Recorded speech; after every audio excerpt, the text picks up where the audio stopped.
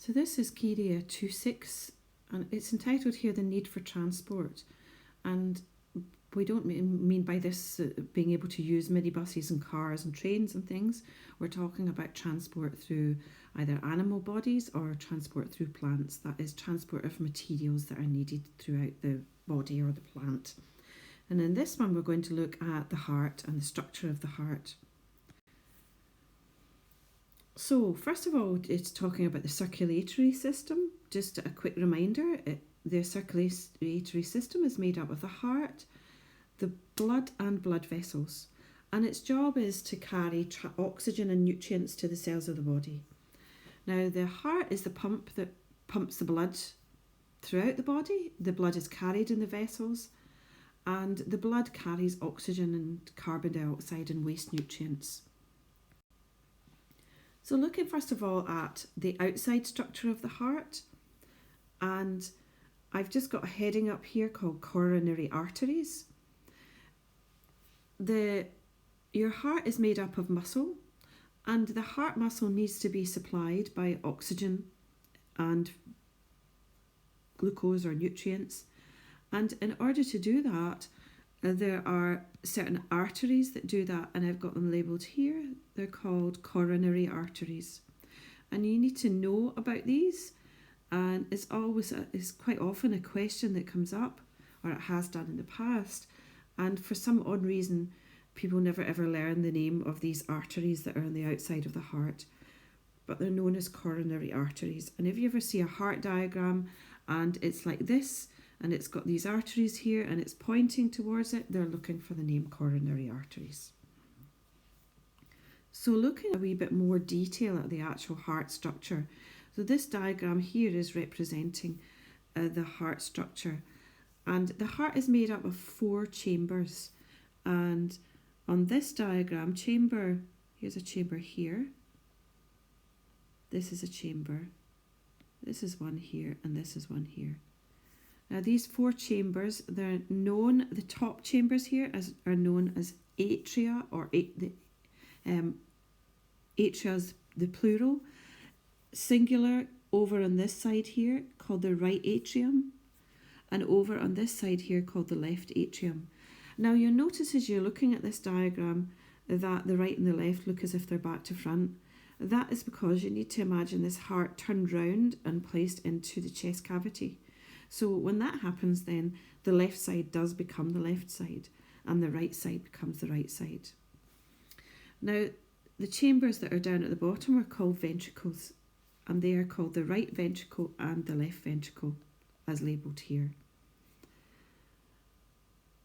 I will talk about the pathway of blood in the next slide because I've got a larger diagram and it's a bit easier to do that.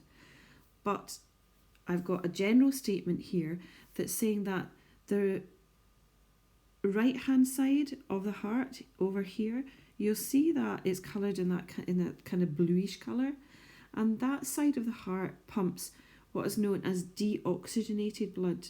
That is blood that is low in oxygen. And the left hand side of the heart pumps oxygenated blood.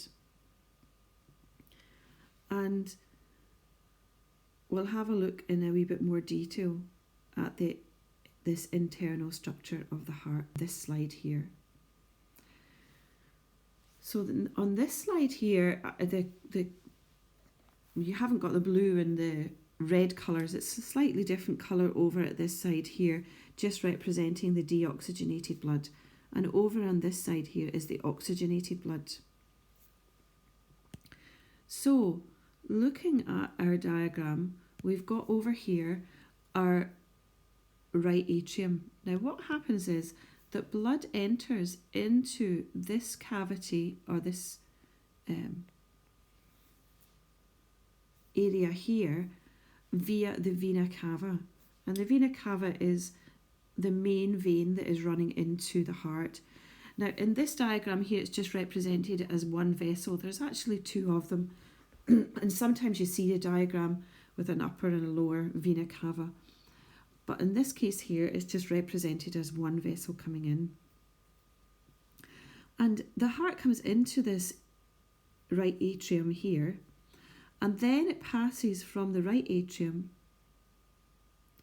through this valve here. It's got a name here. It's called the bicuspid valve. You don't need to know that name. You just need to know that it's a valve. It passes through that valve into this area here, the right ventricle. And from the right ventricle, the blood is pushed through here, out through the pulmonary artery. And the pulmonary artery takes the blood to the lungs. It will branch and it will go to the left and the right lung. So the blood travels to the lungs, and when it travels to the lungs, it picks up oxygen there. And then the blood travels back from the lungs in via the pulmonary vein into this left atrium, this chamber that is here. Now from that chamber, it is then passed through here into the left ventricle, and here you'll see again there's this valve here, the bicuspid valve. Oh sorry, the one over on the other side is actually called the tricuspid valve. It's just to do with the structure of the valves, but again you don't need to know that name, bicuspid. So the blood passes into the left ventricle, and from the left ventricle the blood is then pushed out the main blood vessel leading out of the heart called the aorta, and from there the aorta then branches out into various different arteries that take the blood to various different parts of the body. Now, I mentioned the valves as we were going through, and you'll see there are various valves. They're here, here, here, and here.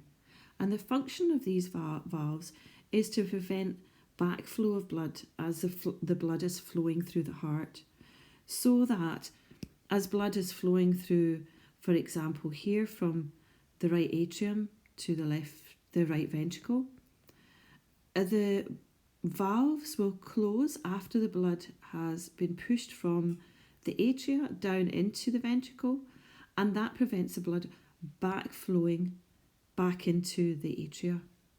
And the same on the other side here. When the atria here pushes the blood down, then these valves will close to prevent backflow. Once the blood is in this chamber, these valves will close to prevent the blood flowing backwards. And the same up here when it comes to the blood being pumped out of the ventricles to either the aorta or to the pulmonary artery. The valves here will close once the blood is through there, and that prevents the blood flowing back. Now, these valves will open again when the next time blood is being pushed from the ventricles or from the atria. Now, one of the things I want to point out is when you look at the muscle wall over on this left-hand side here, you'll see that the muscle wall, that's represented by this sort of pinky colour here, is a lot thicker over on this side here and round this ventricle than it is round this ventricle over here. And the reason for that is that this ventricle over on this side, the left-hand side, is pumping blood out of the aorta and is to get pumped around the whole of your body. So it's much more muscular and much thicker because it's responsible for pumping blood out to the rest of your body. Whereas over on this side, the blood is just being pumped out to the lungs. And from there, from the lungs, the blood picks up the oxygen and comes back into the heart to take the blood to the rest of the body. Now you have to know all the names that are on here, apart from the tricuspid and the bicuspid part, but you have to know these names, and you have to know the flow of, or the direction of blood that's flowing through the heart and the stages that it goes through. And sometimes it's represented as a diagram like this, or other times it's represented in a more like a kind of box flow chart, and we'll have a look at that on the next diagram. There's one other thing I want to mention, and that is this part of the muscle here called the septum. And the septum that is here is separating the chambers from each other. So this is separating this ventricle, the left ventricle, from the right ventricle here, and preventing the two bloods mixing together.